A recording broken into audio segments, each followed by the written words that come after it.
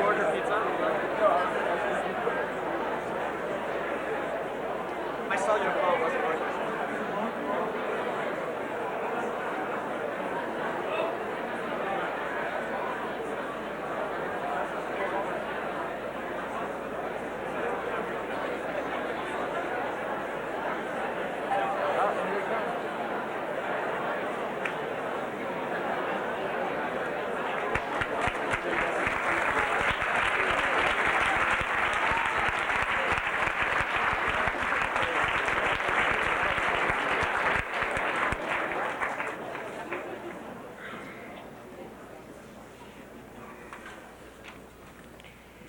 Good evening. Every competent African American is forced to ask several questions repeatedly in a variety of public and private settings. The questions are, why am I here? Why am I participating in this event, even if my role is of a modest nature? Does it serve any constructive purpose to participate in forums where persons have implicitly impugned you or impugned your race? You will note that I start out with the phrase, every competent African American. But I believe that there are some professors in this country who wonder whether there are any competent African Americans. And if they are, that number is minuscule. For in chapter 13, Dr. Murray says the average black and white differ in IQ at every level of sociological status, but they differ more at high levels of SES than at low levels. I return to the first question I asked, why am I here? I am here solely because Skip Gates is not. Good old Skip. That's his name. Skip Savage, that's what they call him now. Our revered W.E.B. Du Bois professor, the chairman of the Department of Afro-American Studies, was supposed to be the moderator this evening. But he could not be here because he had to go to an international conference related to the university. He regrets sincerely and deeply that he cannot be present. However, since the Department of Afro-American Studies and the Du Bois Institute had agreed to be a co-sponsor, Skip and his colleagues went to the minor leagues and acquired me as a substitute, regretting that I could never match Skip's eloquence. But before he left, Skip sent me a memo of thoughts to be expressed. And of course, all of the most subtle and militant comments should be attributable to Skip, and the more muted and conservative comments are mine. For all of us who teach here and talk to the extraordinary young people who study here, we understand the profound discomfort, the pain and the continuous rage, particularly to the incredible students of color whom we meet every day. They are profoundly fatigued from having to hear the debate still being waged as to whether, when it comes down to real brain power, African Americans are inferior and less competent than whites. But as African Americans and individuals of color, whether we like it or not, these debates are part of the immense pain of daily impugnment that we must endure. But there's a profound lesson that we can learn from our suffering as we witness those with fancy degrees denigrate us and our race. We know that if we use our brain power, rather than merely venting our anger, we can respond to those diatribes, particularly when we are familiar with this nation's corridor of history. The villainy that we must sustain has seemingly always existed in America. And the important lesson is that the worst villainy has been imposed on us not primarily by rogues or crooks or Ku Klux Klanners, but it has been imposed most effectively by individuals who had extraordinary status in America. 4 of the first 5 presidents of the United States owned slaves. For the centuries in which we worked without a paycheck in this country, plowing the fields, raising the crops, building the plantations, the only justification for that enslavement by those in power who exploited us is because they said we were inferior. In short, while we were making and enriching the American economy, we were called niggers and enslaved. Major provocateurs to black people have not been the so-called rednecks who had pistols on their hips or vigilantes who wore white hoods over their heads. The primary cruelty to us has been imposed by a system that sanctioned and that was designed and controlled by educated men who wore suits and presided over industrial, commercial, and agricultural empires and state houses, city halls, legislatures, and sometimes even at the White House. It was 9 men on the Supreme Court in Plessy v. Ferguson who declared in 1896 that blacks could be separated and segregated from all others. And that wrongly decided case had 4 alumni who had attended Harvard and Yale in the majority. And the opinion was written by Justice Brown, who had attended both Harvard and the Yale law schools. But the same court would never have held that it was constitutionally permissible for states to separate Jews from Gentiles, or Protestants from Catholics, or Irishmen from Germans, or Presbyterians from Episcopalians. Because Justice Brown, in the core of his opinion, said, how do you determine the state's ability to separate? And you must rely on what is reasonable. And therefore, what was reasonable to treat black people differently than you treated anyone else in the society. So we are here this evening, despite the incredible and enduring pain that generation after generation of purported scholars have imposed on us. We have seen the impugnment in the classroom. We have felt it come from professorial chairs, and we have seen it espoused by persons in the highest position in our society. The bell curve has been the subject of numerous articles, both favorable and critical, about its argument concerning the relationship between intelligence, genetics, and race. One of the most important responses to the bell curve was written by Professor Stephen Gould in the New Yorker in November 1994.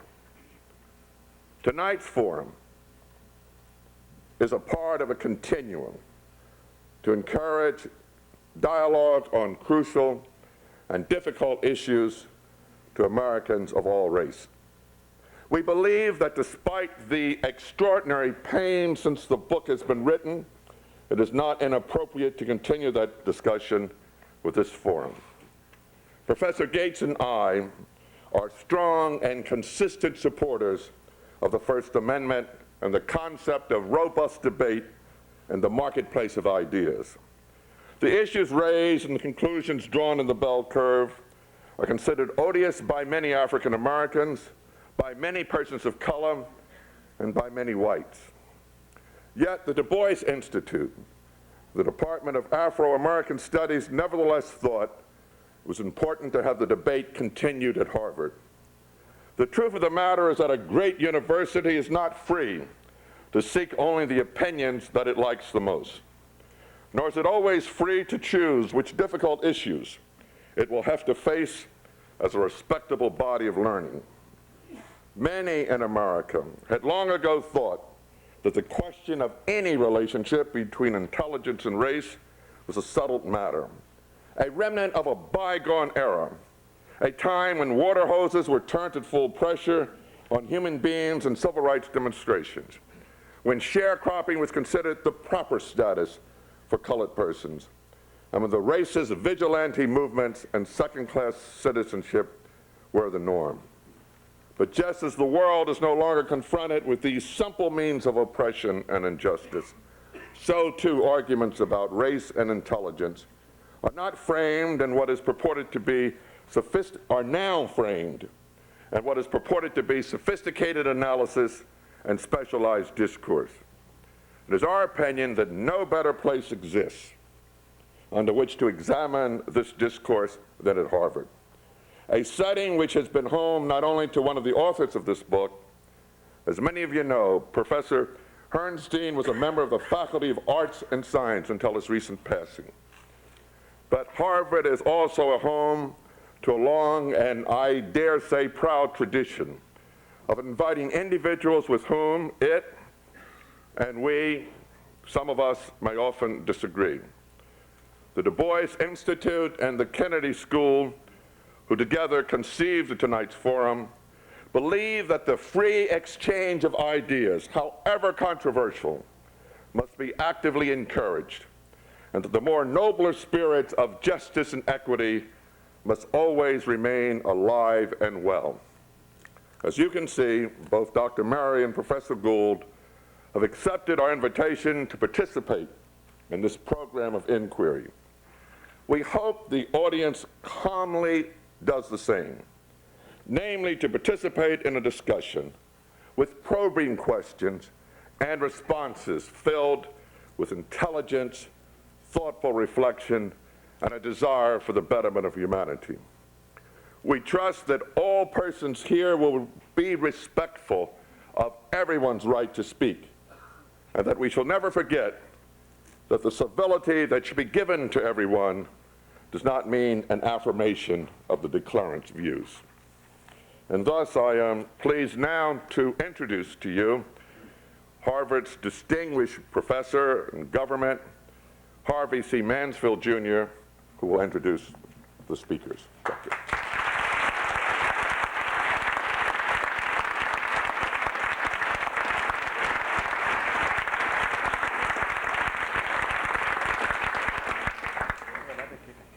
Thank you very much, Judge Higginbottom. Tonight's event is heavily, liberally sponsored by the Du Bois Institute, the Afro-American Studies Department, the Institute of Politics, and the Program on Constitutional Government in the Department of Government. We plan to have an evening of real diversity, which is a diversity of opinion, and a diversity not merely for the sake of self-expression, but for the sake of knowing, of learning, for the pursuit of knowledge. We have to manage tonight without Richard Herrnstein, a dear man, a courageous scientist who died last summer. But we have the co-author of The Bell Curve, and that's Charles Murray, who has his PhD in political science from MIT, who is attached to the American Enterprise Institute and has also been attached to the Manhattan Institute in New York. Charles Murray is the author of Losing Ground, which came out in 1984. That was a book.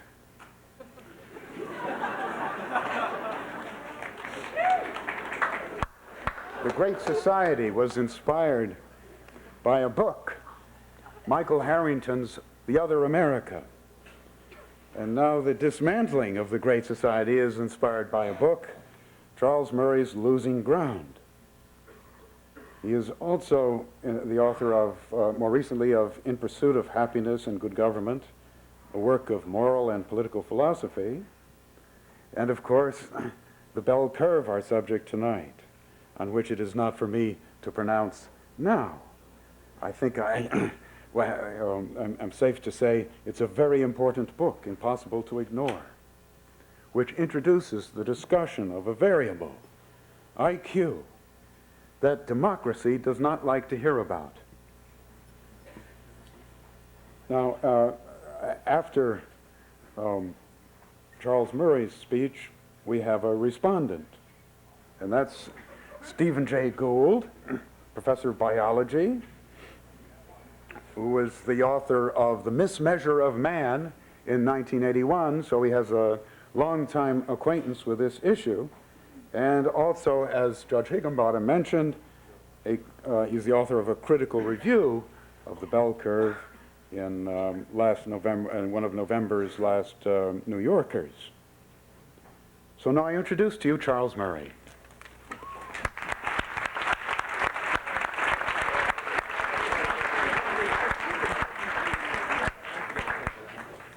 Thank you very much, Professor Mansfield. I mean, it's typical to say it's a pleasure to be here tonight. It is mixed because I understand the degree of anger,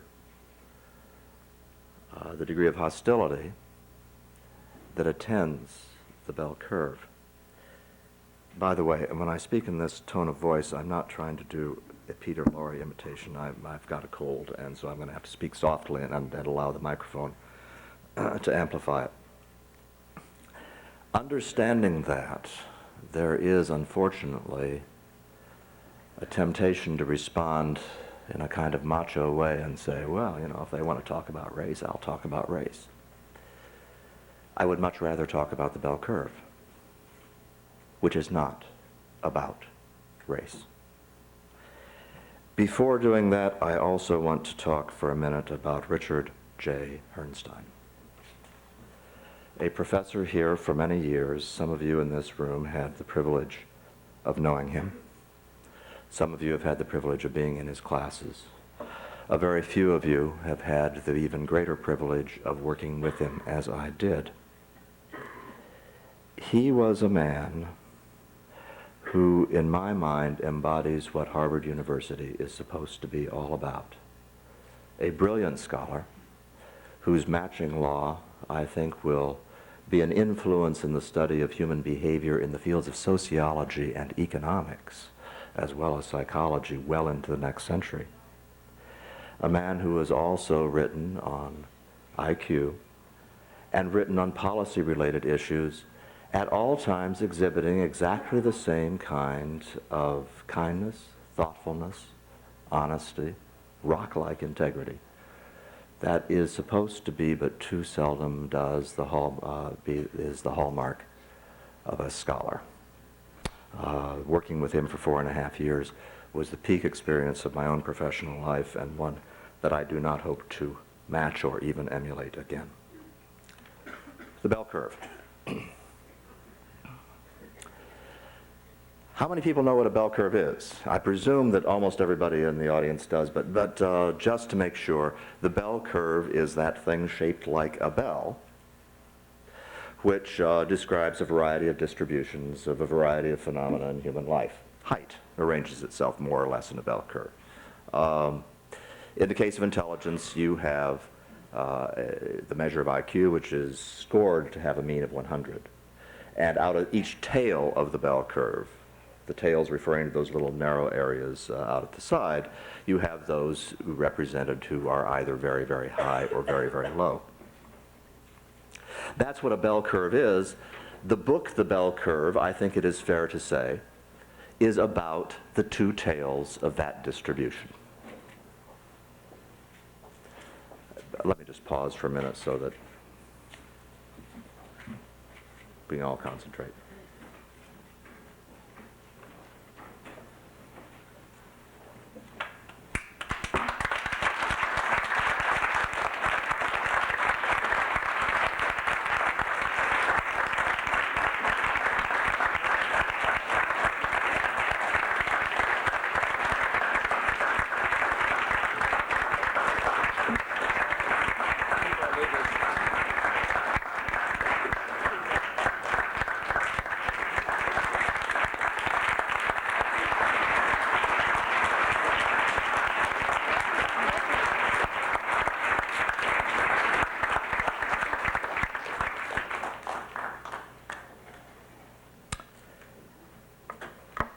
In saying that the bell curve is about the two tails of the distribution, that brings up something worth emphasizing.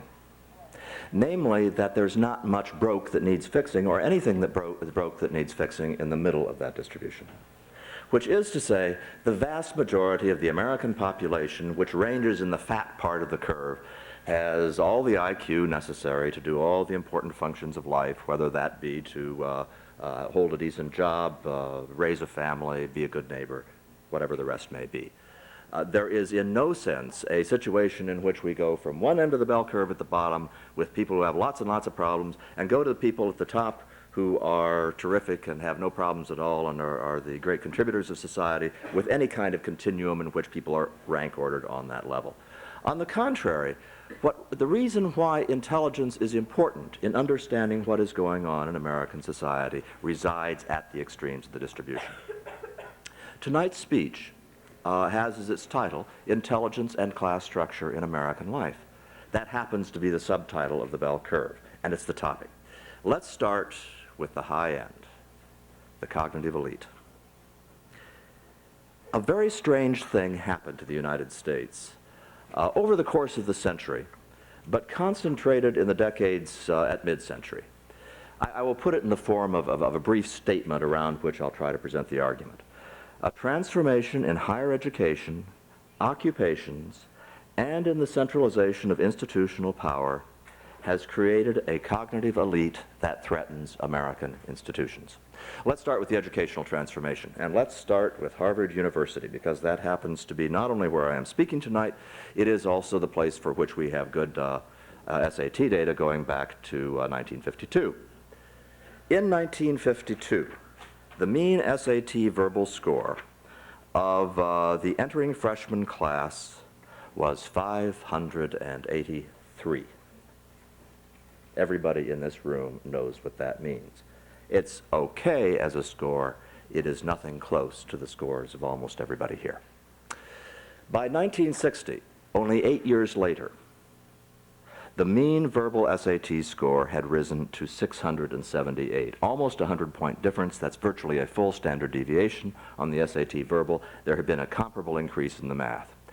What had happened in just 8 years at Harvard University is that the school had gone from being a school of a socioeconomic elite with a few smart kids in it to being a school of highly intelligent students, as measured by SAT scores, granted, highly intelligent students drawn from all over the country, which also had a fair sprinkling of rich kids in it.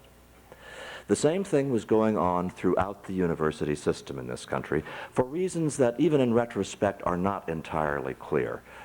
Dick and I discuss these in the book. We speculate about what caused it all. The fact that it did happen is more important in this case than why it happened. At the same time that that was going on, you had a situation in which the number of occupations screened for IQ became much more important in the American economy.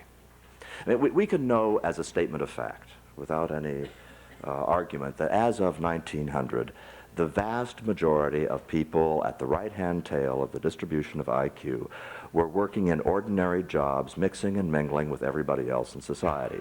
We know that because there were simply not enough jobs of physician, attorney, hard scientist, other kinds of jobs screened for IQ. There simply were not enough of those in the economy to soak up anything like the amount of talent out there that existed. As of 1900, for example, only about 2% of the population was getting college degrees.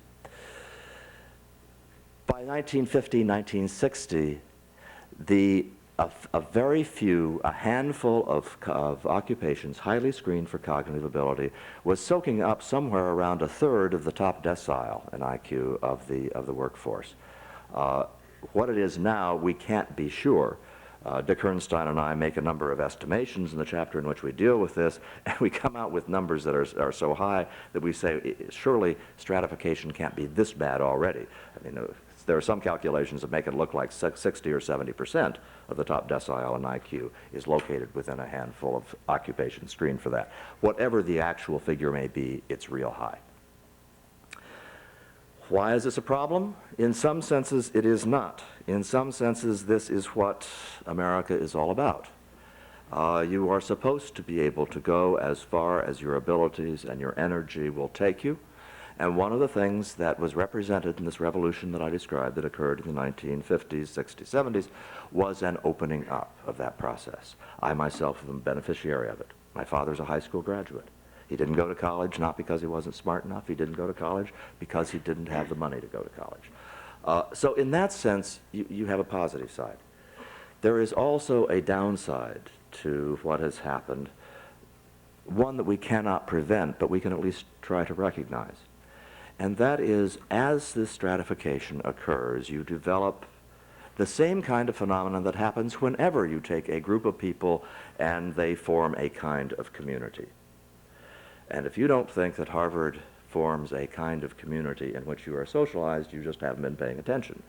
At Harvard, at Yale, at Princeton, there is, you could call them folkways if you want to, but what they amount to is a way of looking at the world, a way of thinking about problems, the cars you drive, the kinds of places you live, even the kinds of foods you eat, a variety of ways in which what was formerly a socioeconomic elite has a different kind of membership bound together with different kinds of bonds than they were in the past.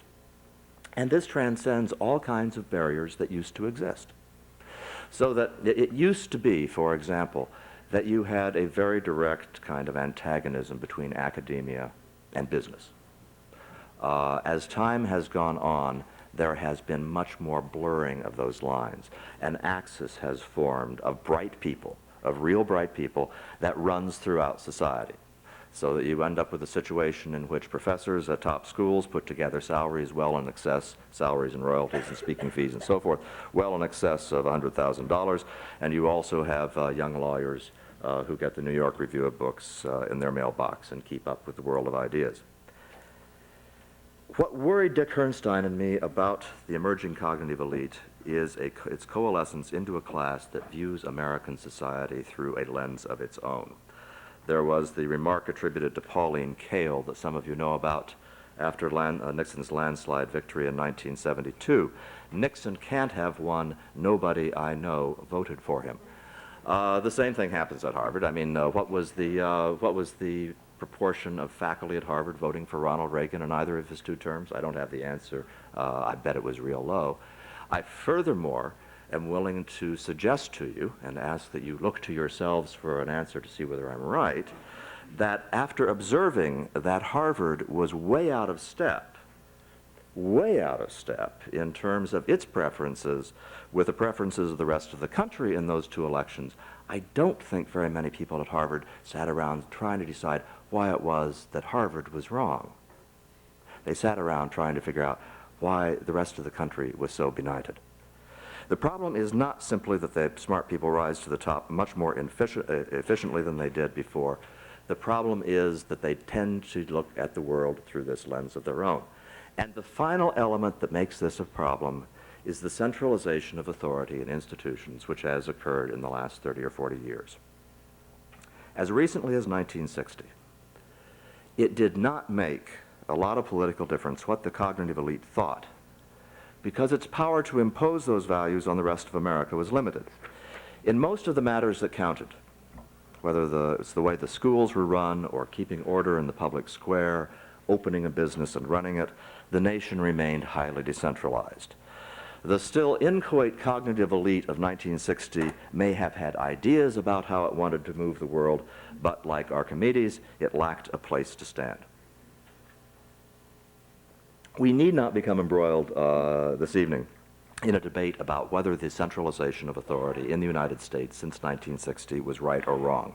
I think we may all agree as a statement of fact that such centralization occurred through legislation and Supreme Court decisions in every domain of daily life. And with it came something that did not exist before, namely a place for the cognitive elite to stand. With the end of the historic limits on the federal reach, everything was up for grabs. If one political group could get enough votes in the Supreme Court, it could move the Constitution toward its goals. If it could get enough votes in Congress, it could do likewise with legislation. I will cut to the bottom line. Our analysis, Dick's analysis and mine, led us to conclude that within the foreseeable future, and it is already happening for that matter, the interests of the cognitive elite and the interests of the affluent are not only increasingly overlapping, they're increasingly convergent, and there is something new under the sun, a new kind of political coalition. This political coalition already can be argued to amount to about 10 or 15% of the population. Well, that's an exaggeration right now. Let's say 10 or 15% of the population within the next few decades. You take the money it has, because the cognitive elite increasingly is worth money in the marketplace. You take the money it has, you take its political activism, you take its high voting rates, and the upshot is that you have a kind of political coalition which is going to have a whole lot more power than it's had in the past. You know, sometimes we say that the rich in America have too much power. Others have said that the intellectuals have too much power. Dick Herrnstein and I are suggesting that the answer to both questions is yes, and if you think it's bad now, just watch what happens as the outlooks and interests of the affluent and the cognitive elite converge. Now, cynics in the audience may be asking what else is new, because you've always had a situation in which the privileged have used the law to their advantage.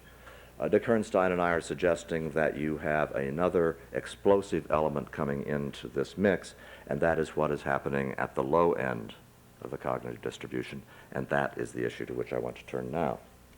Here the proposition is that a transformation in the technology of occupations and in social signals has created a cognitive underclass. I will get to race. I'm going to talk about race. I think it would be too conspicuous of me not to, but I'm not going to talk about it at first because that's not what Dick and I think is the most important issue when we talk about the cognitive underclass. First, let me talk about what I'm referring to. If you simply forget about causation for a minute, simply talk about the incidence of low IQ for a variety of social problems, it's very high. If you take, for example, all the people below the poverty line in the United States today, I'm using the National Longitudinal Study of Youth, by the way, as the basis for my data here. If you take all those below the poverty line, 48% of those are in the bottom 20% of IQ, and 82% of those are in the bottom half. If you take dropouts from the labor force, males who have not worked at all in 1989, 64% of those come from the bottom 20% of the IQ distribution. Incarcerated men, 62% from the bottom 20%. Chronic welfare recipients, 57%. The numbers could go on, but the point should be quite clear. You have a real strong concentration, for whatever reasons, at the bottom of the IQ distribution among those people who exhibit a wide variety of social problems. In addition to that, you have a way in which all of this has attained a kind of causal element that it did not have in the past. And that's what I was referring to when I talked about changes in social signals that have helped to create a cognitive underclass. At this point, let me take a single example that I think is probably as poignant as any other, that is as high on the policy agenda in some general kind of way as any other, and that is neglect and abuse of children. Now, any parent in the room knows that it's not enough to love a child, that to keep a child safe and nourished and healthy and so forth requires a variety of acts of volition and consciousness and thought. This does not require genius, but it does, to child-proof a room, require a certain degree of intelligence and foresight and forethought. When a child has had diarrhea for 24 hours, it requires a certain degree of analysis to say, you know, I know children get diarrhea a lot. This diarrhea has gone on for a certain period of time that looks a little bit scary to me. I think maybe now is the time to take this child to a doctor. The accepted way of looking at something like child neglect and abuse in this country has been A, oh, this is something that is spread throughout all socioeconomic classes, and B, well, if the woman isn't taking her child to the doctor, it's because she's too poor and because we have a healthcare system which doesn't provide her for the opportunity, or she hasn't gotten the parent training that she needs to know, et cetera, et cetera, et cetera. And here is where Dick Herrnstein and I start to become the bad guys just as advertised. We're saying, no, that's not just it. That in fact, if you go and talk to pediatricians who deal with low-income populations and the kinds of problems they talk about, it's not just that the woman is unable to get to the hospital to bring her child. It is that they have a very hard time getting the woman to do the things that are necessary to take care of that child. That when children come in with neglect, being left 24 hours at the age of 18 months on their own or in the care of a 3-year-old toddler, the behavior that's going on there is not caused by the fact that mother is out desperately looking for a job. It's caused because mother is out doing other kinds of things and simply not paying attention to the needs of her child. Is IQ the one and only thing that we can use to explain this phenomenon? Of course not. That's not something that Dick and I ever try to claim. We are saying that you have a situation now in which the kinds of neglect that can occur because of that kind of indifference or inattention or simply lack of understanding of the child's needs has gotten a lot worse for a wide variety of reasons. For example, one of the best ways in which children have been able to be brought up and born and nurtured satisfactorily to a wide variety of mothers is because social signals and social supports were very clear. And so that if you did have teenage mothers, which for heaven's sakes were the norm up until this century, that teenage mothers could nonetheless turn out to be very good mothers because first, they were embedded in the matrix of a larger family, with grandmother also living nearby, and they were also grounded in a matrix of all kinds of very clear, unambiguous signals about what to do and how to behave and the rest of it. There was also an additional factor, which life was simpler then, too, technologically in many kinds of ways.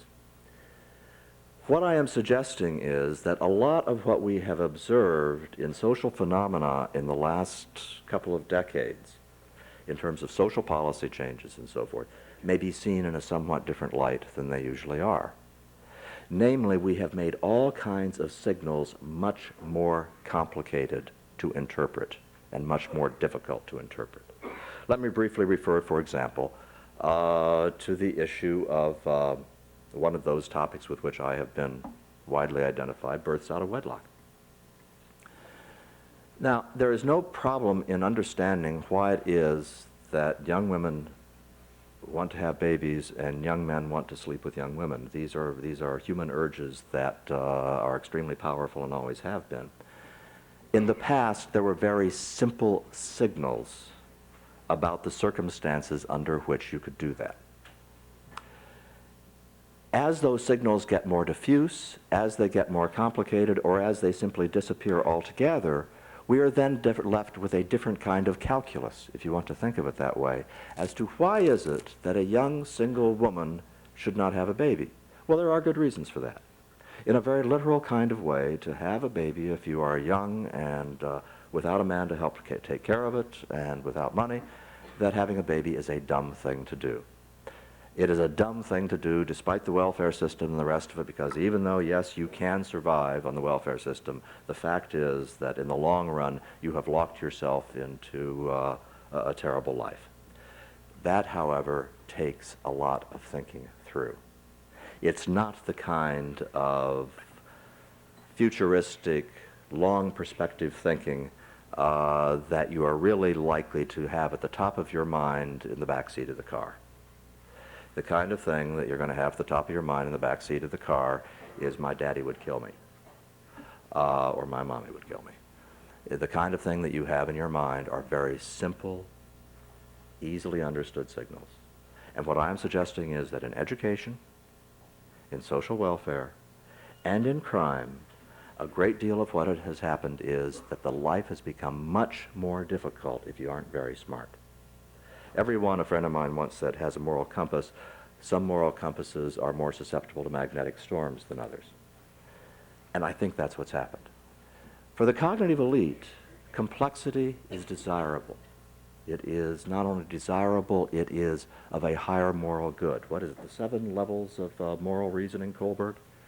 Where you go from the very primitive way of thinking about moral reasoning, which is that somebody's going to hit you over the head if you don't do something, up to the highest level, which has the case of, well, is it okay to steal medicine for my wife if I don't have the money to buy it, et cetera, et cetera. Well, okay, that's fine.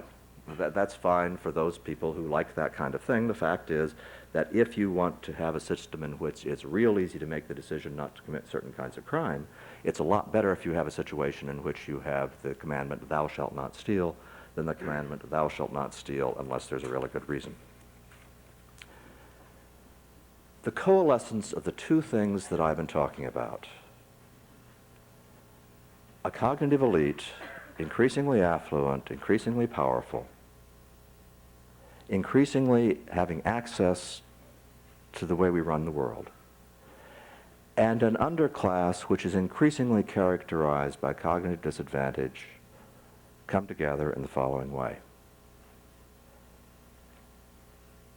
the cognitive elite is getting real scared of the underclass. Whatever may be said about the incarceration rates in the United States being the highest in the world, or all the reasons why in rhetoric that people who commit crimes, it's not their fault because of the disadvantages they've had and so forth.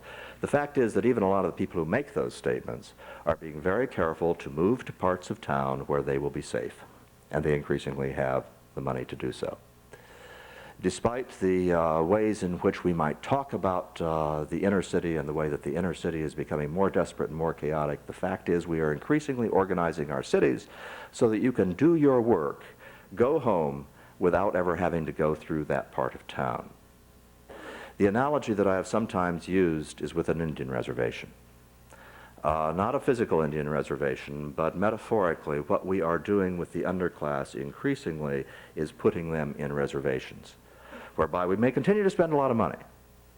In a lot of ways, spending a lot of money is one of the easiest ways to get us off the hook from our consciences. But we are going to very carefully and effectively wall off one part of society from the rest and treat them effectively as wards of the state. This, by the way, even though it is now talked about as being driven by race, is increasingly going to have nothing to do with race, because we are looking at the development of a white underclass characterized by the cognitive disadvantage I just described earlier that threatens to dwarf the size of the black underclass. Furthermore, in dealing with a white underclass, white elites are going to be a lot less constrained in how they do it than they are with blacks. Which is to say that Dick Herrnstein and I are worried about the development of what we call the custodial state, custodial democracy, whereby we take one large portion of the population, substantial portion of the population, wall them off, and try to continue life as usual for the rest of the country. Dick Herrnstein and I don't think that that's possible. We think as you try to do that, you end up with a Latin American kind of conservatism, if you want to use that word for it, in which people in the mansions on the hill try to protect themselves from the people beneath. But if you talk about a custodial state as something in the future, there is also this sudden shock of recognition, which is an awful lot of what I'm talking about is going on right now. Until we come to grips with the role that intelligence plays in these phenomena, until we come to grips with the ways in which the class stratification I have just described is of a different sort than we have had in the past, we are not going to do a very good job of coming up with solutions. Now, the book, it is said, was written to promote a political agenda. Well, I would say that everything I've just said to you could much more easily, in many ways, be interpreted as an agenda for a redistributive state than it could be for the traditional kind of conservative agenda. Because what I'm saying, in effect, is that we have a class system in this country which is driven by things which have nothing to do with merit and everything with stuff that you were handed at birth and that you can't do a whole lot about. That is the reason that when Dick Herrnstein and I open the last chapter of the book, we do something that I think is just about unique in social policy books that I know of. The authors actually say that they have political predispositions and proceed to tell you what they are. And the reason we felt compelled to do that was our view that unless we explained what our predispositions were, our recommendations wouldn't make any sense. In fact, what we talk about in those recommendations is close to romanticism. I'm not going to spend any time on it now. I'm going to be running over as things stand. I will simply say to you, please read the book. And as you read the book, don't worry about the last chapter. Don't worry about the last two chapters. That's not the point. The point is to understand how things are being shaped in this country by the role that cognitive elite plays. Now, let me conclude with a few remarks about race. Dick Herrnstein and I initially wondered whether we could write the book without talking about race at all. And we decided that was impossible. That if we were to do that, it would be like ignoring the elephant standing in the corner.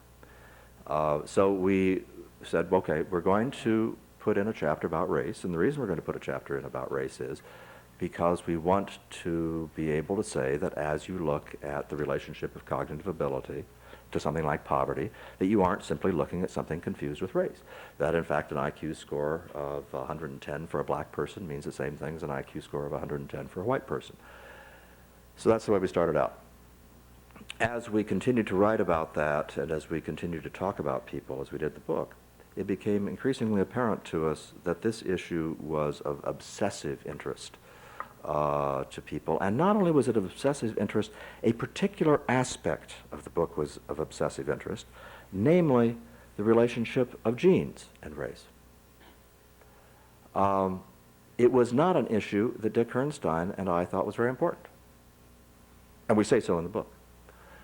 We did decide that this issue was subject to so much misinformation and was so overblown in the importance that people ascribed to it that we would lay out what was in the book, what was the current state of the scientific debate on this. Because this has been so important, I think perhaps it would be useful for those of you who have not read the book for me to actually give you some of the words that are in it. While this book was in preparation, and regardless of how we described it to anyone who asked, it was assumed that the book's real subject not only had to be ethnic differences in cognitive ability, but the genetic sources of those differences. It is as if people assumed that we are faced with two alternatives. Either one, the cognitive differences between blacks and whites are genetic, which entails unspoken but dreadful consequences, or two, the cognitive difference between blacks and whites is environmental, fuzzily equated with some sort of cultural bias in IQ tests, and the difference is therefore temporary and unimportant. But these are not the only alternatives.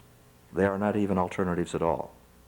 The major ethnic differences in the United States are not the result of bias tests in the ordinary sense of the term.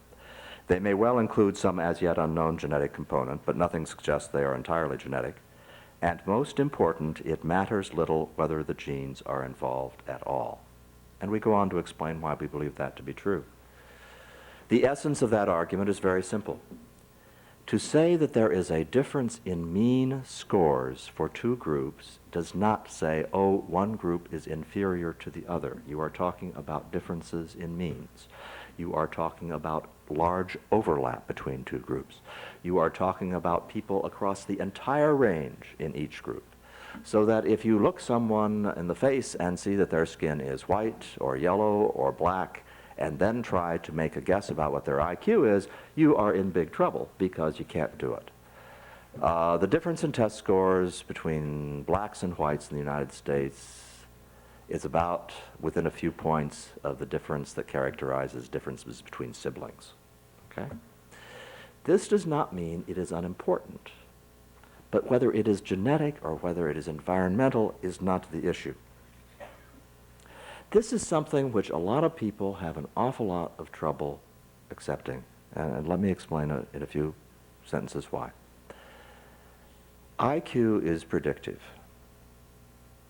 of things like job performance, of academic performance, and the rest. It is predictive in a statistical sense which is far from trivial. In fact, it's in many ways quite substantial, but neither is it determinative. So that there are all sorts of things that go into somebody's job performance or somebody's school performance, and the total package for any given individual can be very different. But in a statistical sense, if you have systematically, if for example, you admit to a school two groups that are separated by a couple of standard deviations in their test scores, even though among individuals within those groups there will be all sorts of differences that don't track with their IQ scores, the group differences that are observed in performance in school, or the group differences that are observed in performance in that workplace, are going to be large. And that creates a problem. The second issue is not whether genes are involved, or whether it's environment, but how much reason do we have to think that things are going to get a whole lot better in the near future? If things are converging, if scores are converging, then you can say, just wait a while, and it's going to be okay. Dick and I look at this in some detail, and there's good news and there's bad news. The good news is that the one standard deviation difference, as it's usually characterized, has narrowed, particularly on tests of academic achievement, by, ballpark 0.2 standard deviations. That's good news. The bad news there is that that seems to have stalled. It's stalled for 6 or 7 years now. That doesn't mean it couldn't resume, but there is another bit of bad news there, which is that almost all of the convergence that occurred between blacks and whites occurred because of increases at the low end of the test scores. That is, the reason the black mean went up was overwhelmingly because of decreases in numbers of people getting very low scores, as opposed to increases in number of people getting very high scores. Compare that, for example, to the changing test scores of Asians and whites. In that case, the improvement in Asian test scores is highly concentrated at the high end. So that lifting at the low end is a reason for pessimism, not fatalism, but pessimism about how much we're going to observe in the future.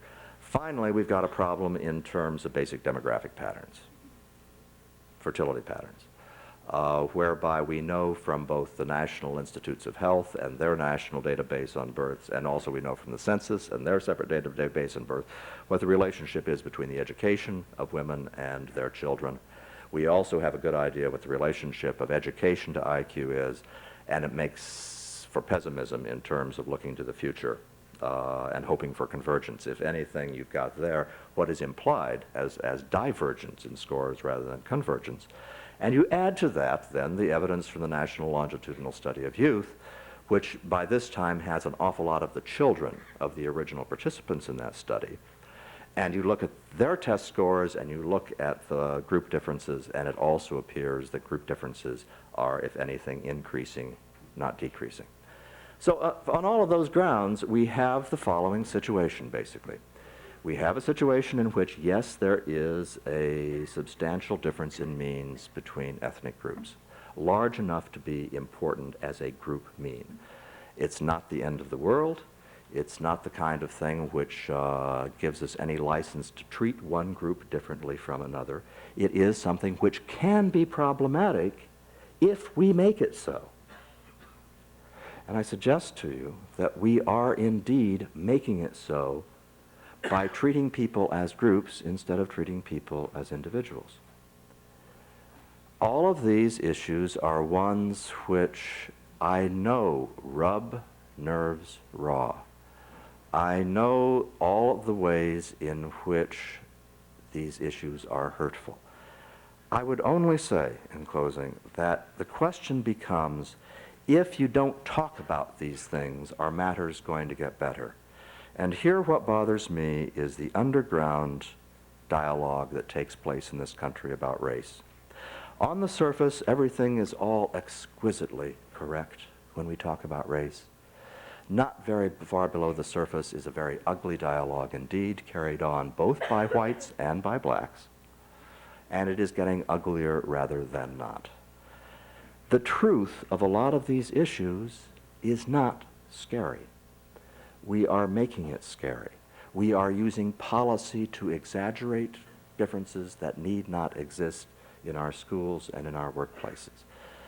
Dick Herrnstein and I did not lightly write anything in that chapter about race. We did not lightly take the decision to write it at all.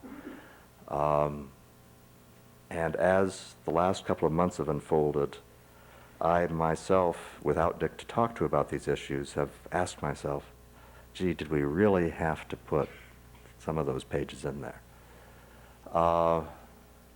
And in terms of diffusing some of the present unhappiness, I kind of wish we hadn't.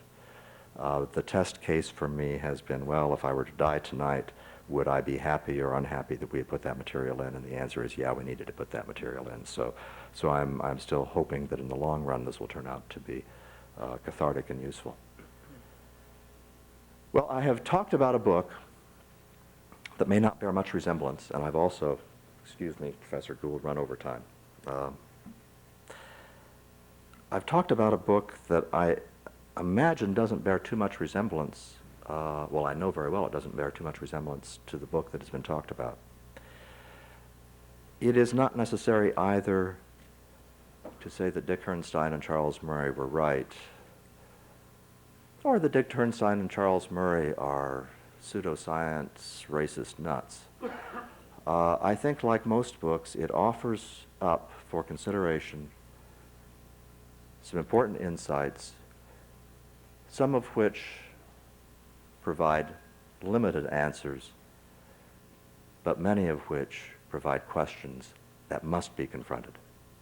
Thank you very much.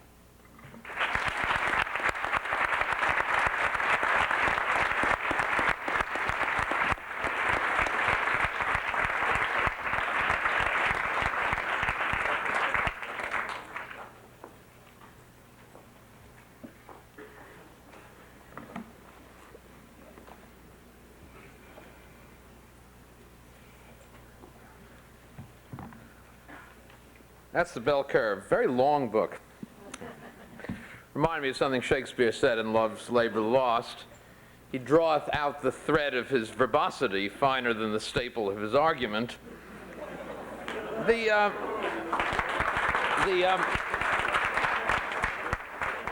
main argument on which the Bell Curve is based is actually not an uninteresting argument at all, but it's wrong.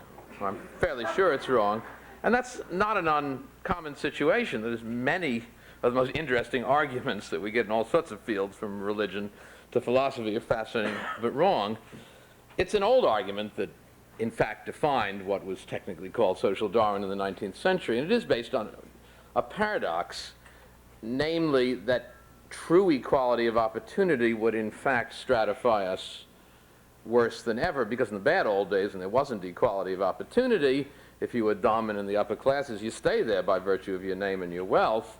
And if you were bright and in the working classes, you couldn't rise no matter what. Given true equality of opportunity, the bright rise, the dumb fall, and you end up, by virtue of that, with a worse kind of stratification, though a meritocratic one. And that is paradoxical, and it's an interesting argument if true. It is the argument upon which the Bell Curve is based in its entirety. Arguments, of course, are only as good as their premises. And even interesting arguments are falsified if the premises are invalid. This particular paradox on which the Bell Curve rests is based on 4 linked arguments, at least 3 of which are quite wrong, and the 4th of which, on heritability, may be correct, but is usually misinterpreted in terms of its meaning, because heritability refers to correlation of parents and offspring for genetic reasons and does not refer to changeability or inevitability of a trait, which is unfortunately its vernacular meaning in our language.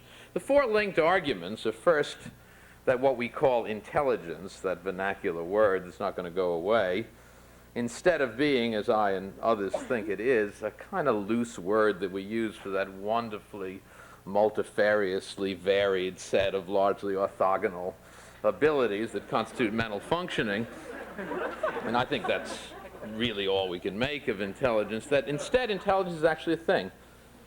It's an entity. There is one measure of it, which Spearman called G early in this century, to which other mental capacities relate, and which serves as a good surrogate or measure of how much of the stuff any individual has.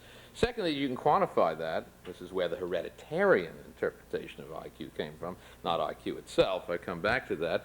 This is point number 2. So point number 1 is that intelligence really is an entity. It's a thing. Spearman's G has reality. Secondly, that you can give a number to it, call IQ or whatever, that you can rank people according to that number, and those rankings will correlate with the status one can achieve in life. Thirdly, that this number is largely, substantially heritable, and therefore has a genetic basis. And fourthly, that it's not really changeable or very changeable. No one says it's absolutely rock solid any more than height is rock solid, but is changeable through our growth by nutritional levels, and certainly has a higher heritability than anybody ever claimed for IQ. Now, if any of those 4 arguments fail, the whole thing topples. I'll just give you one example. You can topple it right at the very end on point number 4, the issue of changeability. And suppose the other 3 are true. And then it turns out that IQ is highly heritable. It is a thing in the head. You can give a good number to it. but it's fairly flexible and changeable, because remember, hereditary does not mean unalterable. To cite the obvious example, it's one Mr. Murray himself used in our little session before, it's the obvious one. You can have, as I do, a genetic defective vision, 100% heritable, and I go out to CVS, and for a few bucks I buy this, and I'm fine. It does make me technologically dependent in ways that my ancestors were. Now, I don't mean to be trivial. I do understand that, however changeable whatever we call intelligence might be, it's not as easy to fix as eyeglasses. I do understand that, but I trust you see I'm trying to illustrate a point that that heritability to agree way beyond anything that's ever been claimed for IQ does not mean unchangeable. So, yeah, I do really need them to see my notes. I guess as the author of The Mismeasured Man, what offends me most about the four linked arguments is really the first one, because it's philosophically the deepest and most interesting error. That is, intelligence is a thing, to quote Professor Mansfield, a variable that democracy does not like to hear about. IQ is not a variable that democracy does not like to hear about. It's what you do with it. If it was never done with more than what it's found to Binet intended, democracy would have loved it. I mean, Binet invented IQ in the first decade of this century as a device to help teachers identify students who needed help. Now, he didn't say that a priori and in principle all students could be helped in equal measure. He specifically warned against hereditarian interpretations of IQ. There is a way in which IQ, had it never been used beyond Binet's intention, would have been a great liberal reform, and was sometimes so used. It is the hereditarian interpretation, the misreading of it as a numerical, genetically based thing in the head that can't be much altered, that's the basis of the problem, not the idea that you might give a test that might be helpful. There is a very strong argument, 10 minutes is what they gave me, I've probably used it already, that you simply can't construe something as complex as intelligence that way, as a single number genetically based or not in the head. That's such an old fallacy of human reasoning, that old style reductionism. You can take the most complex things we know and try in this pseudo-quantifiable manner, which we so associate with the stereotype of science, to identify it by a single number. There's so many examples. My favorite essayist, P.B. Medawar, wrote a wonderful essay once on the same fallacy in soil science, where for a century people tried to quantify the quality of the soil as a single number. It just doesn't make any sense. You can't do it. There are too many different orthogonal variables, just as they are for intelligence. Now, Mr. Murray admits that right at the beginning of the bell curve, says, in fact, that there are three major schools of interpretation: the classicists, which is Spearman's G, and then the revisionists, which is Roberts, Sternberg at Yale and others, and then the radicals, as he calls them, the theory of multiple intelligences, whose major exponent today is Howard Gardner here, but which is a very complex and sophisticated and interesting line of argument, goes back at least to Thurstone in the 20s and 30s. Happens to be the theory that if I had to lay down my money, though we don't know the answer, that's where I'd put it. And then just simply having acknowledged that this is a living debate among students of cognitive abilities, basically dismisses the latter two and says, but we kind of know that Spearman's G is so well supported, it's got to be right. But suppose theory of multiple intelligences is basically correct, as I think it is, then that single number, you can calculate a G. I know how to do it. I also know why it's a mathematical artifact, and I could give you that argument if you give me 20 more minutes. But you can also read chapter 6 in this book. But if the theory of multiple intelligences is right, which is a viable alternative with a substantial history, then you see the meaninglessness of that single number is even more apparent. It is that meaningless catch-all, like the attempt to quantify the quality of the soil. So that would be my first critique of that point one. Now, the bell curve has obfuscated, because it is so thick and it's so full of numbers, and that's fine. I'm a numericist myself. I believe in that. That's not your fault, Mr. Murray. That's the fault of people who get scared when they see something like that and won't read through it. In fact, it's not a difficult book. It's a fairly one-dimensional book. It is based on one particular study, which I don't think is a bad study. In fact, it's pretty much the way I would have done such a job, I think it's the right way to proceed. Namely, and I can summarize in a couple sentences, and again, I'm not being critical. I think this was correct. I just think what you did with it and how you interpreted it was then wrong. That is, taking this National Labor Survey of youth and treating all the things that trouble us, like welfare dependency and births out of wedlock, as dependent variables. Murray and Herrnstein regressed them in a multiple regression scheme against IQ and against parental socioeconomic status, taking IQ as more or less a surrogate for strong genetic effects and parental SES as a surrogate for environmental effects. And then they did the partials and regressed the variables against IQ holding SES constant and then against SES holding IQ constant. And what they found, and I'm not going to challenge it, is that in general, though I also don't know what it means, the correlations do tend to be higher with IQ than with parental SES. That's basically the argument of the bell curve, and it goes through hundreds of pages and charts. And then they present all these charts. But in any statistical analysis, you've got two factors at work here. You've got the form of the regression, and you've got the scatter around it. The scatters are presented only in Appendix 4, and the scatters show that they are enormously weak predictors, no matter which one is more. And now Charles Murray told us before that he realizes these are logit regressions, meaning you only have yeses and nos. You have a bunch of points up here and a bunch of points down there, which means you can't calculate much of an R-square. I don't know whether you can or you can't. There are R-squares reported in your book. The point is, whether you do it by R-square or some pseudo R-square or some surrogate for R-square, you've got to have a measure of the strength of relationship, because that's intrinsic to any regression model. And when you do that, you see, which to me is the preeminent point about the whole statistical analysis of the bell curve, that whether the relationships with IQ with SES held constant or SES with IQ held constant, regardless of which one's stronger, that even taken together, they're just enormously weak predictors. Now, the argument that I've heard Charles Murray use when that comes up in various fora, namely that weak predictors still have overall effects, because after all, the house at Las Vegas only has a very weak advantage and yet is guaranteed overall to win.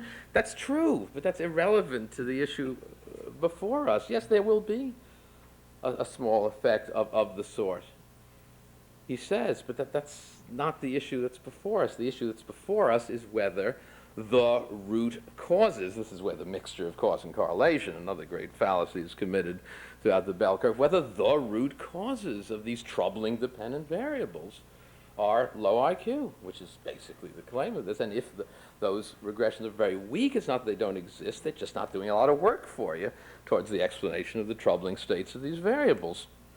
Now, is the book about race? The book not about race? Of course it's about race, in part, in large part.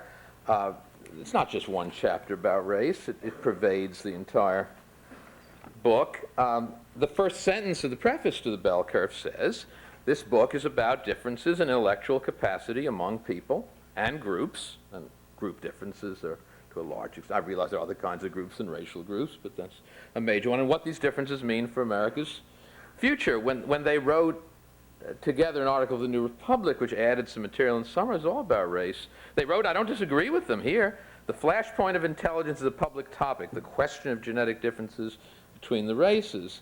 They began that article in the New Republic by writing the private, and this is correct, I agree, this is troubling. The private dialogue about race in America is far different from the public one. So it is. You know, you can't say, well, I didn't mean it to be about race because the bell curves overlap so much, therefore you can't use the group means to judge any individual. That's right, that argument is made, and sure, that's correct, and that's fair, but arguments about group differences in the reality of America, you know, of course let's discuss them. I'm a First Amendment absolutist, but you can't pretend that somehow they don't have to do with the assessment of race. It's just like the old canard or the old cliche. Well, I think that in terms of group means, Jews in general are avaricious and filthy, but some of my best friends are, because there are a lot of really nice ones. I've cultivated them. It just doesn't work. I just want to end by Oh, a couple things from things I've written. First, this is the end of my New Yorker piece, and I want to say something from the end of The Mismeasure of Man on the last two chapters, which are the social recommendations. The penultimate chapter of the Bell Curve presents an apocalyptic vision of society with a growing underclass permanently mired in the inevitable sloth of their low IQs. They'll take over our city centers, keep having illegitimate babies, for many are too stupid to practice birth control, and ultimately require a kind of custodial state, more to keep them in check and out of our high IQ neighborhoods, than to realize any hope of an amelioration, which low IQ makes impossible anyway. Herrnstein and Murray actually write, and in fact, Charles Murray quoted himself on this just before, in short, by custodial state, we have in mind a high-tech and more lavish version of the Indian reservation for some substantial minority of the nation's population, while the rest of America tries to go about its business. Now, the final chapter then tries to undo that apocalypse by giving their solution. You call it post-romantic. Boy, is it ever. I think it's romantic. I don't think it's post-romantic. It tries to suggest an alternative. I don't know that I've ever read anything. It's almost grotesquely inadequate, I thought. And Herrnstein and Murray seem to yearn romantically for the good old days of towns and neighborhoods where all people could be given tasks of value and self-esteem could be found for people on all steps of the IQ hierarchy. So you could send Forrest Gump out to collect the clothing for the church raffle while me and Mr. Murray and most of us in the room would do the planning, keep the accounts. That's such a, is that the way towns were? Have we forgotten who lived on the other side of the railroad track and who the town Jew was in the literal sense of those villages? I believe in this concept of neighborhood. I'll fight for its return. I even grew up in such a place in Queens. They really exist, even in Queens. But I don't know, can anyone hope that there are real solutions rather than just palliations of our social ills and the revival of that romantic Norman Rockwell concept of neighborhood, which never existed anyway, in that sense?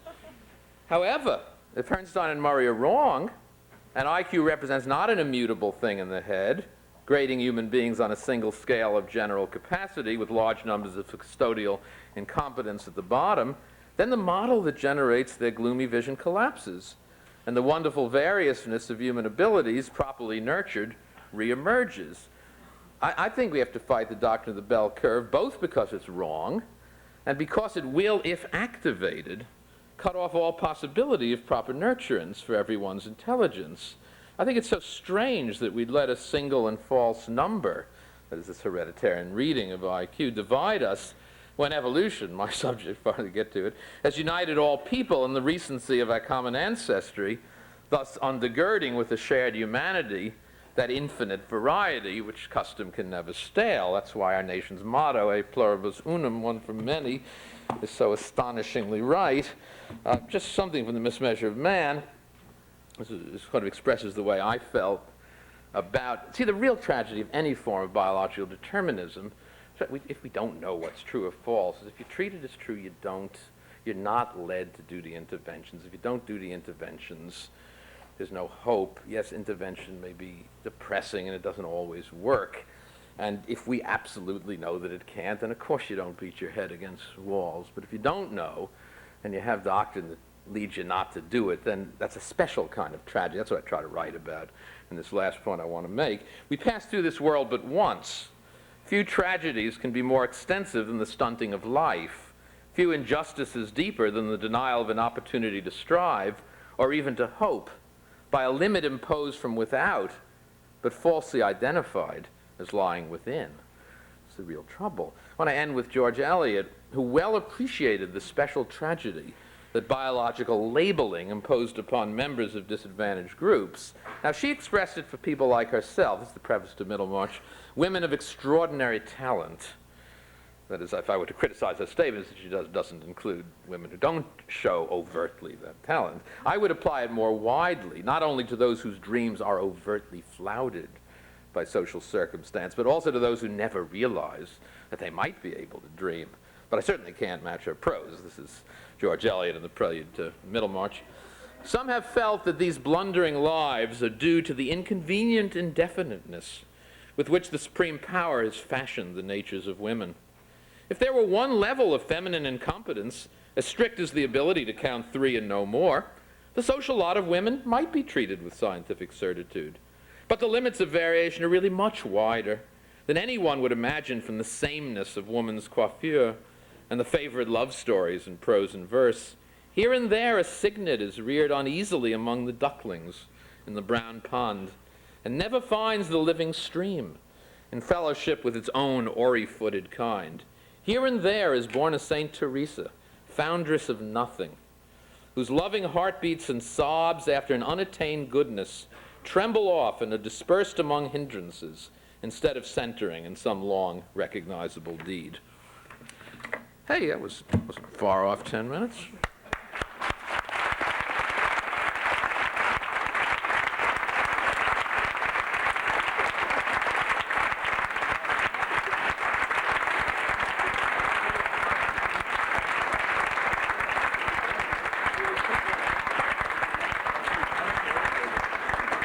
Thank you, Professor Gould and Dr. Murray.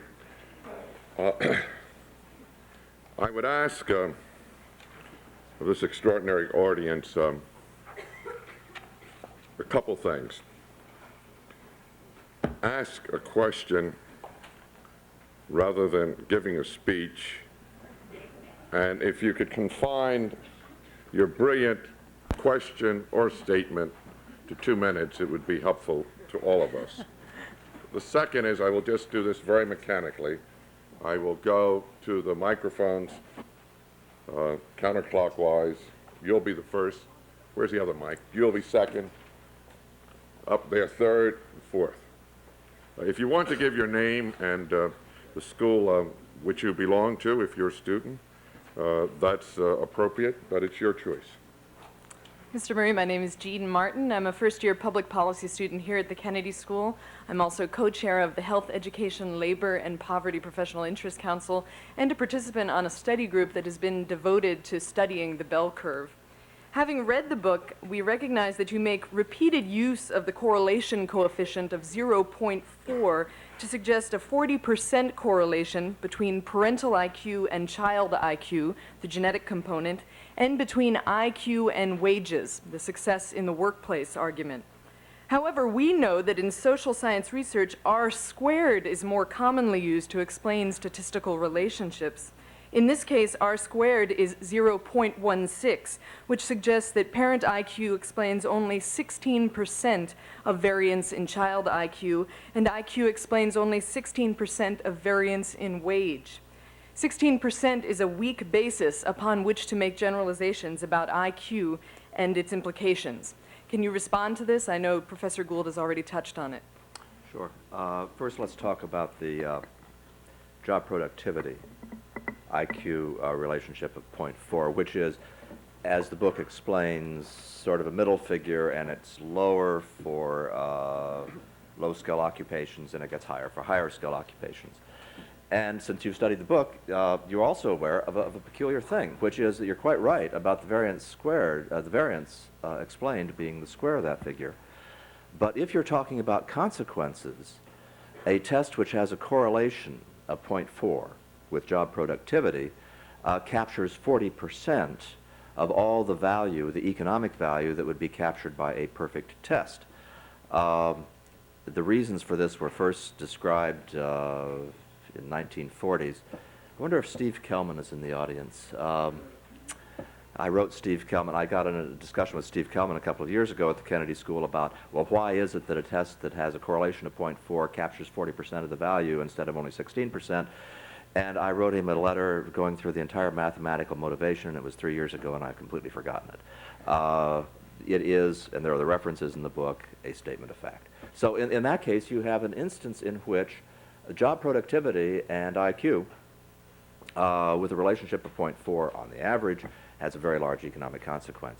Now, in terms of how much the mother's IQ explains the child's IQ, there I was trying to think to myself whether I'm happy with 0.4 as a characterization of that. But I guess I don't want to get into an argument that I don't want to try to make anyway, which is that the heritability overall of IQ based on parents is somewhere in that envelope of 40 to 80%. The variation in intelligence observed in the human population. if you are saying there ought to be ways that you can take all the things that are not determined by the mother's genes and the father's genes and augment IQ, Dick Herrnstein and I would say, yeah, it really does seem that way. And this is, I'm going to make it, I will stop the answer real quickly. But this is one of the things that I think that Professor Gould and I and others can usefully do. By all means, let's take a real hard look at everything we know about how to augment IQ. And I will argue that once you do that, it looks very much as we described it in Chapter 17. But yes, there ought to be ways, even if they are not yet discovered, in which you can substantially augment IQ despite the genetic link that exists. Thank you. Dr. Murray, I'm Dr. Kamara Jones. I'm an assistant professor at the Harvard School of Public Health. And I appreciated Dr. Gould's framing of your argument as one in which you fear that there's going to be an increasing stratification based on merit, on some kind of cognitive merit. Given equal opportunity, people with high cognition will rise to the top and people with low cognition to the bottom. But a basis of that argument is the given equal opportunity. And given the manifestly unequal opportunity in this country, how does that affect your message? Part of the answer is that I understand what I'm about to say. For a moment, put race aside. Talk about the rest of the country, because that uncomplicates an awful lot of the discussion. It's useful to try to chunk this problem out as much as you can. If you take a look at the degree to which, in this country now, a bright youngster from a poor background, a disadvantaged background, has a chance to go to a good college, get ahead, and so forth. One of the interesting things in the National Longitudinal Study of Youth is how incredibly efficient the country has gotten at that. Dick and I actually went through, and it got down to us looking at individual cases out of these 12,000 people in that database because the number of exceptions were starting to get so small. Now, when you add race back into that, and here's where it gets complicated,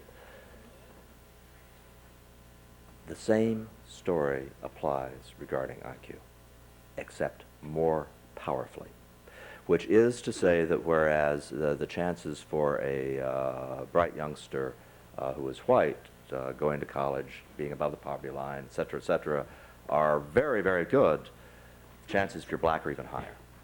It is better in the United States of 1995, as far as we can tell, to be smart and black than it is to be dumb and white by a whole long way.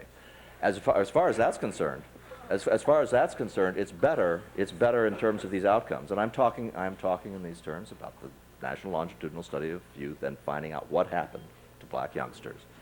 It is better to be equally smart if you are a black youngster than equally smart than the same for a white youngster. I'd like to just have a very brief follow-up. First of all, there are the inequality in opportunity comes even before you measure the IQ. And IQ is not a measurement of intelligence. It was designed to be a predictor of school performance by Binet in the first decade of the 1900s.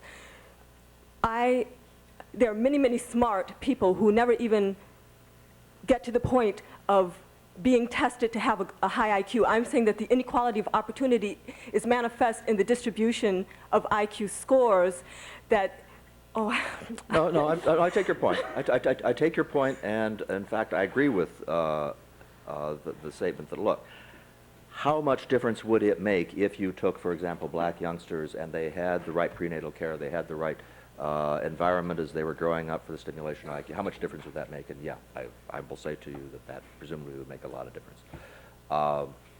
There's no argument there. Okay, thank you. I'm going to go upstairs. Where's the third? Okay. Yes. We're waiting for your words of wisdom. My name is Janine Gilbert, and I am a joint degree student with the Law School and the Kennedy School of Government. And I have a very basic question for you. If we accept your hypothesis that IQ is the most determinant predictor of success in the workplace, and if, as your research suggests, Asian individuals have an IQ of 1 standard deviation higher than whites, Not that high, no. Well, then, A couple of points, maybe. okay, well, a couple of points. Then why are there not more Asian individuals in corporate executive offices?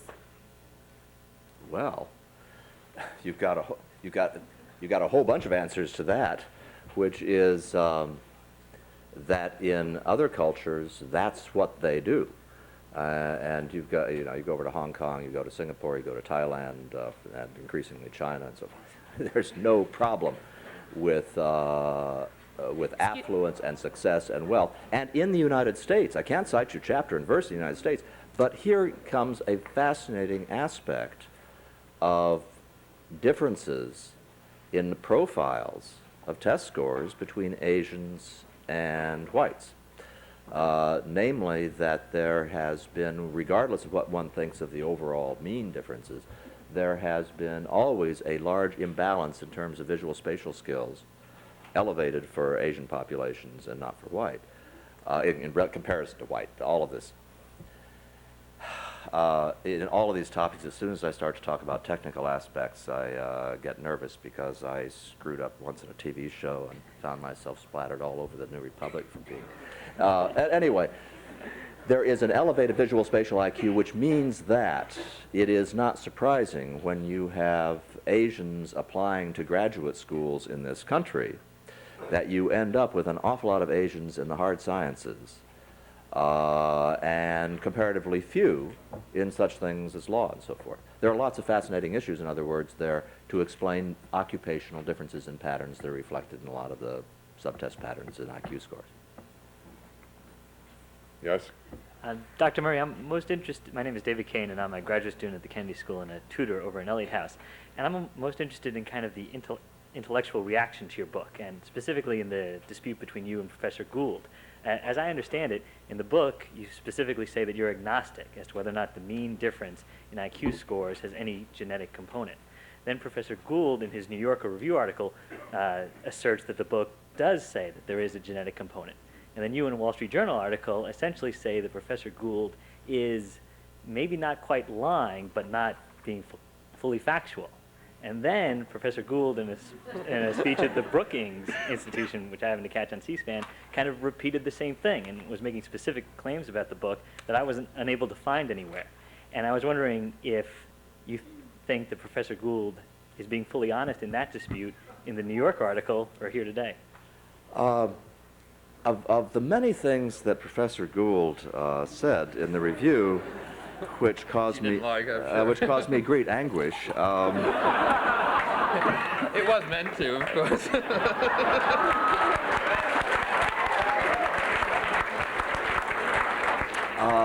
The one where I sighed most heavily was when he said that demonstrating that most of the black-white difference in test scores is genetic in origin is one of the two main themes of the book. The paragraph at issue is as follows, page 311. And this goes after we have described the various strands of thinking about the genes issue. If the reader is now convinced that either the genetic or environmental explanation has won out to the exclusion of the other, we have not done a sufficiently good job of presenting one side or the other.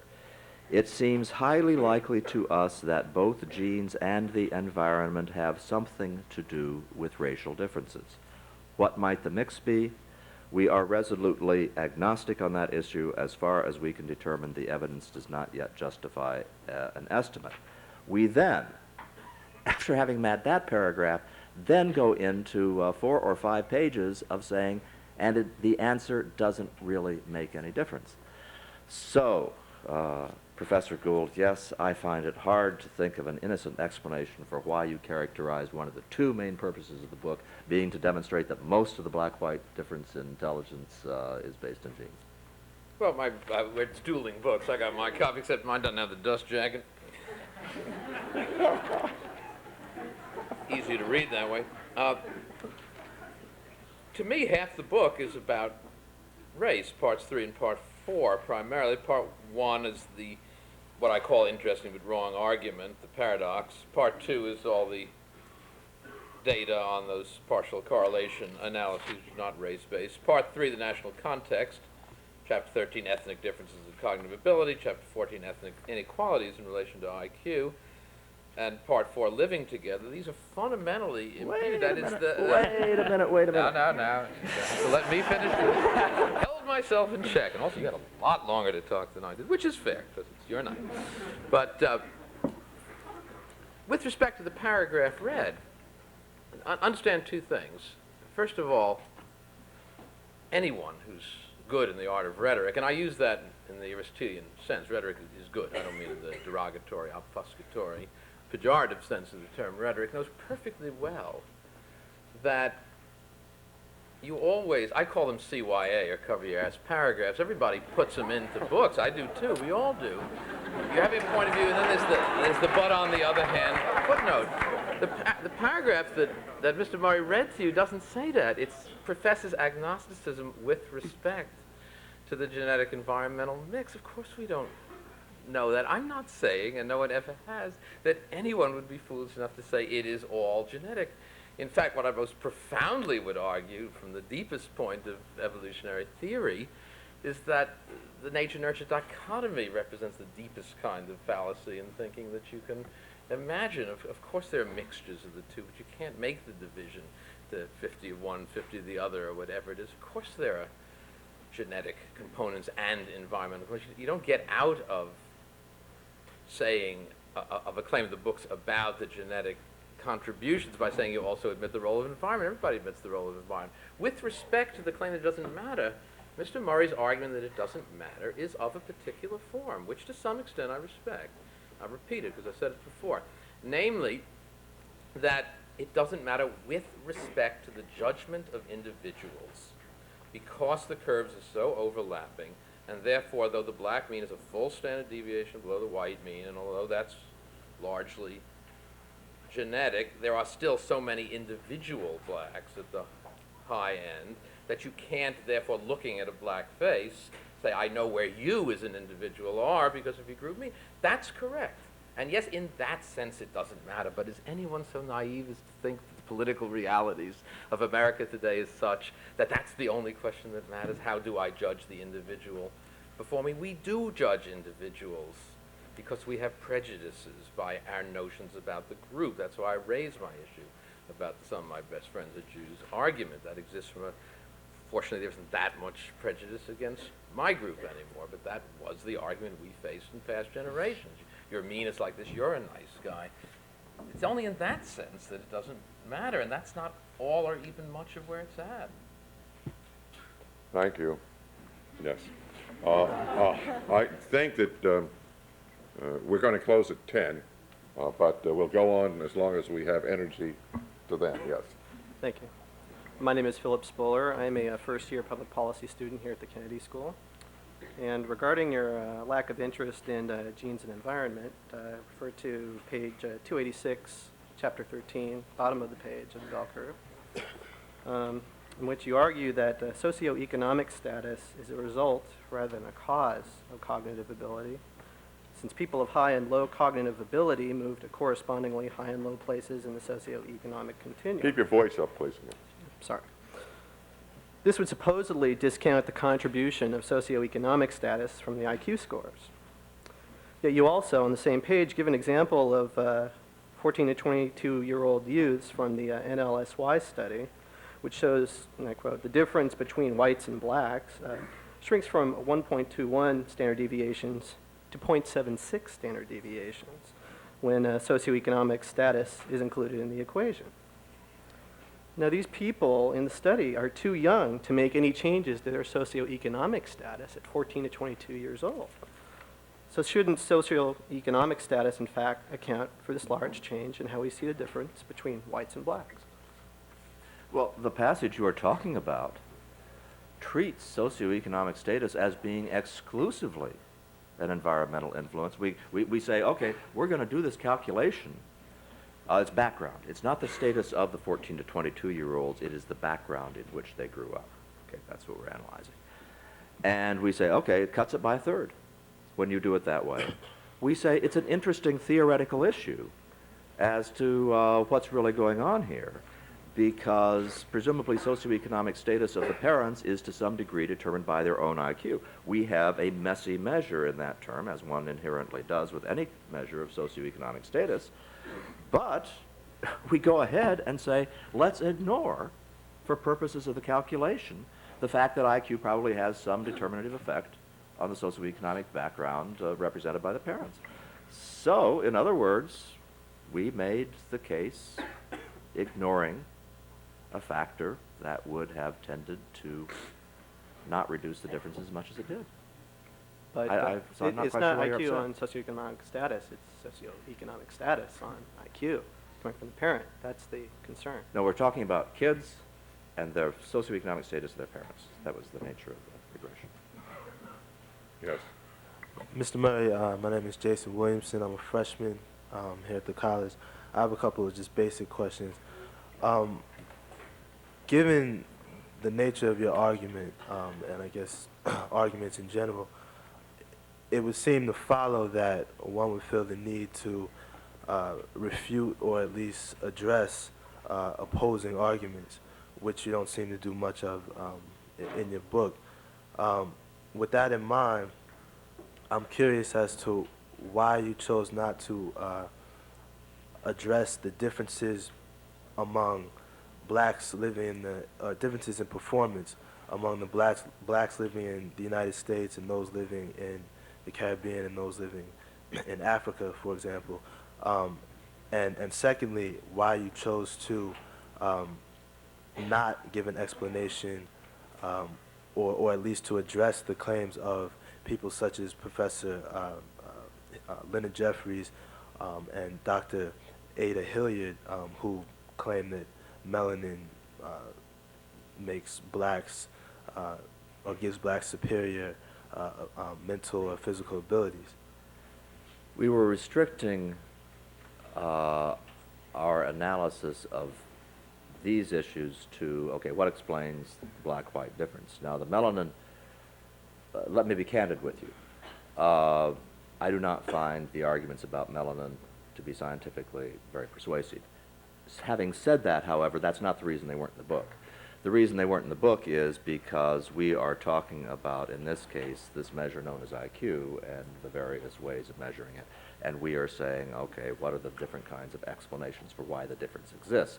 And no matter what you believe about the melanin issue, it does not go to that issue. We did discuss differences in performance on tests between African and American populations. I don't personally know of any real good data on the Caribbean that would have enabled us to do that. Thank you. Where's the mic? Yes. Mr. Murray, regardless of your original political intent, and despite some of the regrets you've expressed here tonight, your theory has had great influence on current public policy reform efforts. This is proven by Newt Gingrich's current advocacy of orphanages, which you, too, have advocated for because you say that it's, quote, a lot cheaper than, say, welfare. In light of this, can you comment specifically on some of the ways that you say we should go about redistributing resources in society, specifically in the areas of crime, education, and housing, and what impact you think these reforms will have on different groups in society? A couple of quick comments, which is, I mentioned orphanages in one paragraph in an op-ed piece once, and I certainly didn't advocate them because they were cheaper. I was talking about the horror story of foster care. I've got some good news for this audience tonight. You'll be glad to hear it. Whatever political influence I may have had in the past, believe me, is at an end.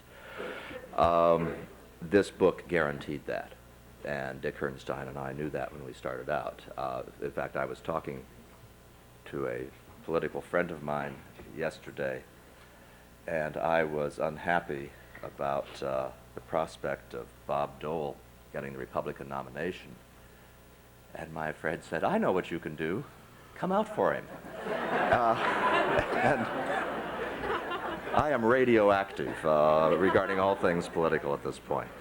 I guess I'm not going to give a long answer to your question about how I would change policy on the issues you raised. I have written about that in other places. that actually is not something that, that is especially germane to the bell curve.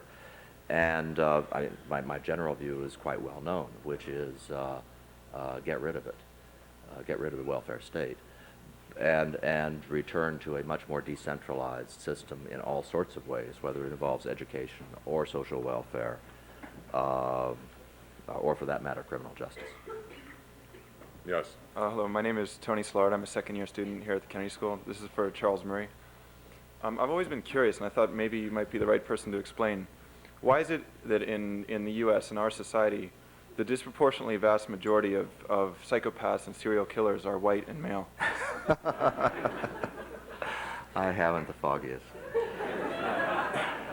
Me neither. Thank you. I was gonna pass that one over. Yes. Good evening, Mr. Murray. My name is Daniel Allen. I'm a sophomore here at the college. I was wondering if you were surprised at the enormously strong opposition in reaction to your book, what you were expecting, and whether you would agree that maybe there is some truth or merit to the criticism. No, there's no truth or merit to the criticism. Well, look, Dick and I knew from the outset that the book was going to be controversial. In fact, Dick said to me early on, we're the only two people in the United States who can write this book. They've already called us all the names they can think of. That turned out not to be true, but we knew that, all right? On the other hand, I have to say that the intensity of the reaction has surprised me. One of the canards about the bell curve is that we had this carefully orchestrated publicity campaign. We turned down things. We didn't solicit anything. It was just like this avalanche. And what did surprise me to some extent, I will put this bluntly, were the number of people who lied in print that I would have not expected to lie in print about the book. A lot of times who simply had not read the book and were saying things about it in print that they could not believe to be true had they read the book. But we asked for it. The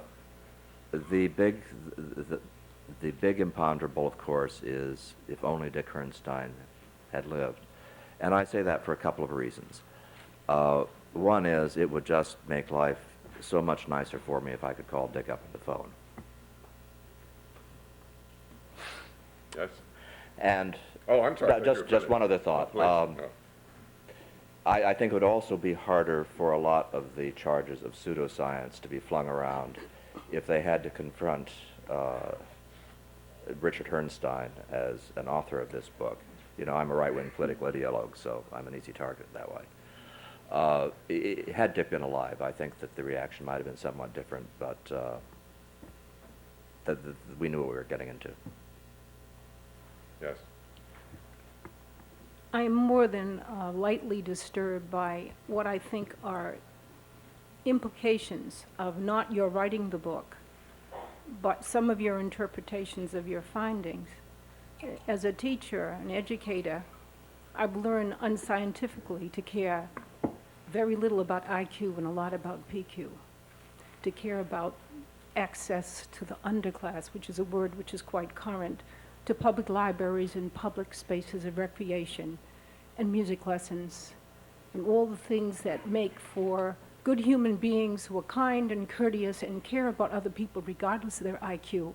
But somewhere I went and looked up some of the arguments that were promoted by the Third Reich, and I found a disturbing similarity, and I'm sure Hermann Göring would have loved some of the implications that you made about IQ. Who cares? Who cares? Which of my genes determine what I am? Those from my Irish grandmother? My slave ancestors? Which ones? Was the underclass that fueled the addictions of Europe for sugar and gold and coffee and tea? Was that what made us an underclass?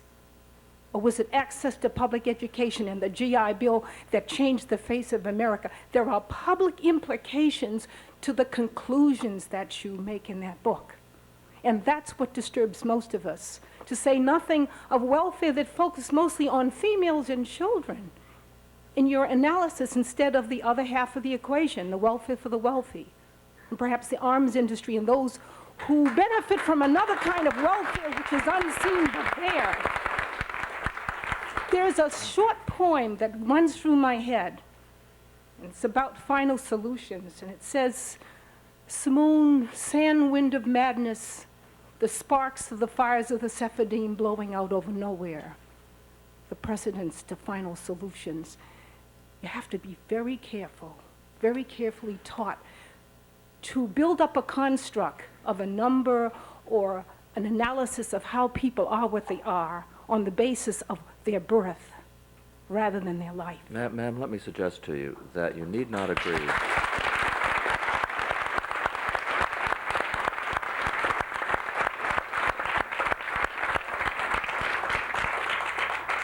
You need not agree with my prescriptions, I think, if you read my work, and I'm not referring just to the bell curve, but I'm referring also to Losing Ground and In Pursuit and everything else I've written.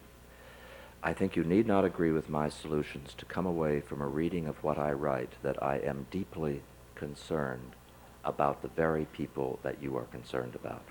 One of the tragedies of American intellectual life that I think Losing Ground helped to change, and it is something of which I am proudest, is the notion that either you are compassionate and good, which means you say that, oh, we should have the variety of a certain kind of policy that falls under the category of liberal, or else you are conservative and want to save money and don't care about those folks down there in the ghetto and just let them go.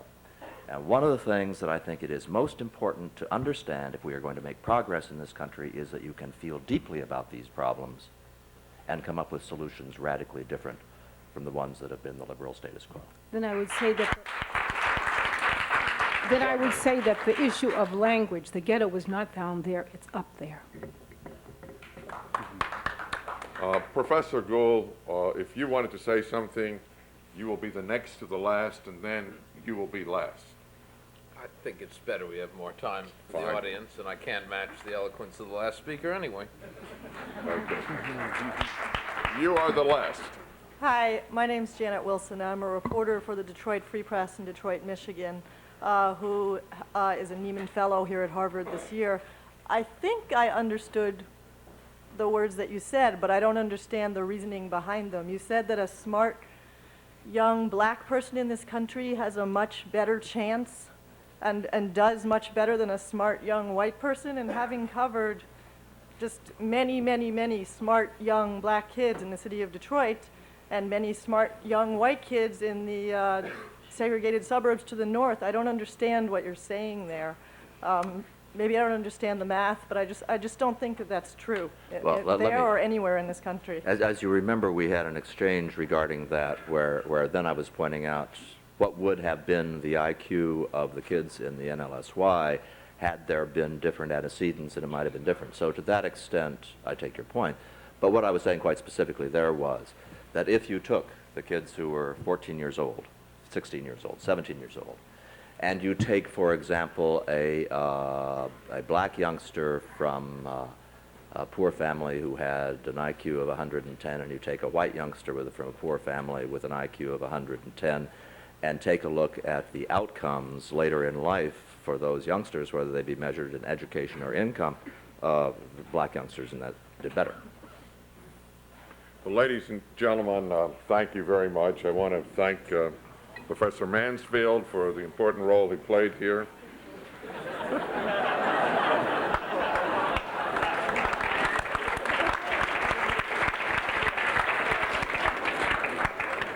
We want to thank Professor Gould for his stimulating comments,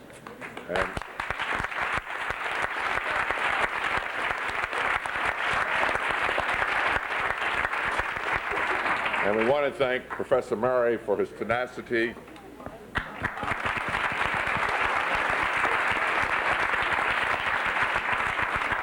And I want to thank the audience for demonstrating that in this environment, we can have inquiry with civility. Thank you.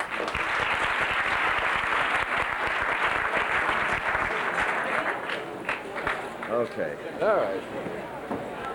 You feel some accomplishment. Thanks a lot. Yeah, I think so. We're getting a job.